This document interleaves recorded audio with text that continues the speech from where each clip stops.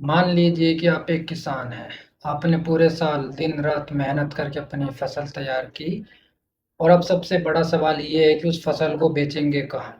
भारत के मौजूदा कृषि तंत्र में किसान के पास मुख्य रूप से तीन ऑप्शन होते हैं। पहला ऑप्शन है कि अपनी उपज सीधे स्थानीय बाजार में बेचना। दूसरा, एमएसपी मंडी के माध्यम से बेचना। और तीसरा, यदि फसल उन चुनिंदा फसलों में से आती है जिन पर सरकार न्यूनतम मूल्य यानी एमएसपी घोषित करती है, तो सरकार को एमएसपी पर बेचना। तो ये सबसे पहले बात करते हैं लोकल मार्केट की। यदि किसी किसान के पास बहुत कम मात्रा में अनाज या सब्जी है, जैसे 20, 30, 40 किलो, तो वे अपने जान पहचान के दुकानदार, स्थानीय व्यापारी या किसी साहूकार को सीधे बेच सकता है। लेकिन जब उत्पादन क्विंटल या टनों में हो, तब ये तरीका व्यावहारिक नहीं रह जाता है। इतनी बड़ी मात्रा में फसल बेचने के लिए भंडारण, परिवहन, कोल्ड स्टोरेज और वेयरहाउस जैसी सुविधाओं की आवश्यकता होती है, जिनकी व्यवस्था एक सामान्य किसान अपने दम पर नहीं कर सकता। इसी समस्या को देखते हुए सरकार ने दूसरे विकल्प बनाया है, जिसे हम एमएसपी नहीं, एमएसपी मंडी कहा जाता है। इन मंडियों का संचालन राज्य सरकारों के अधीन होता है। यहाँ फसल को सुरक्षित रखने के लिए गोदाम, कोल्ड स्टोरेज और अन्य बुनियादी सुविधाएं उपलब्ध रहती है। किसान को केवल अपनी उपज मंडी तक पहुंचानी होती है। इसके बाद वहां मौजूद कर्मचारी और लाइसेंसधारी एजेंट पूरी प्रक्रिया संभाल लेते हैं।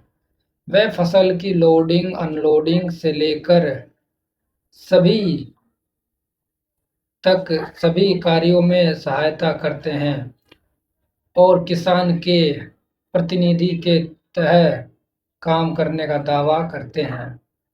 मंडी में फसल पहुंचने के बाद उसकी नीलामी कराई जाती है। अलग-अलग खरीदार बोली लगाते हैं और सबसे अधिक कीमत देने को तैयार होता है। किसान अपनी फसल उसी को बेचता है। यदि इसे आसान भाषा में समझे तो एमएससी मंडी का मॉडल काफी हद तक अमेज़न या फ्लिपकार्ट जैसी दिखाई देती है। जैसे प्लेटफॉर्म खरीदार और विक्रेता को जोड़ते हैं और बीच में अपना कमीशन लेते हैं। उसी प्रकार एम एपीएमसी मंडी भी किसान और व्यापारी के बीच एक माध्यम का काम करती है। एपीएमसी, हालांकि दोनों व्यवस्थाओं में एक महत्वपूर्ण अंतर है। अमेज़न और फ्लिपकार्ट पर हर कीमत पर, हर ऑर्डर और हर लेन-देन पर हर तरह का पारदर्शिता होती है, जबकि एपीएमसी मंडियों में अक्सर पारदर्शिता की कमी देखने को मिलती है। यदि यह व्यवस्था पूरी तरह निष्पक्ष और अपारदर्शिता होती, तो शायद आज किसानों को अधिक स्थिति इतनी कमजोर नहीं होती। अब सवाल उठता है कि आखिर मंडियों में सबसे बड़ी समस्या कहाँ आती है। सबसे गंभीर आरोप यह लगाया जाता है कि नीलामी से कई समय कई व्यापारी आपस में पहले ही समझौता कर लेते हैं। वे खुली प्रतिस्पर्धा के बजाय अपनी मिली भगत से बोली लगाते हैं, ताकि किसान को उसकी उपज का सही मूल्य न मिल सके।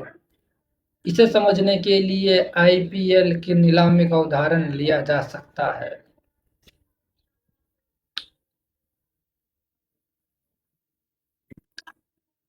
मान लीजिए कि आप किसी खिलाड़ी की बेस प्राइस 2 करोड़ रुपए है। यदि कई टीमें खुलकर बोली लगाए तो उसकी कीमत 10 करोड़ या उससे भी अधिक पहुंच सकती है। लेकिन यदि सभी टीमें पहले से तय कर ले कि कोई भी एक निश्चित सीमा से अधिक बोली नहीं लगाएगा, तो खिलाड़ी को कभी उसकी वास्तविक कीमत नहीं मिलेगी। ठीक इसी प्रकार यदि मंडी के खरीदार आपस में मिली भगत कर ले, तो किसान की फसल भी उसके असली मूल्य से काफ़ी कम कीमत पर बिक सकती है।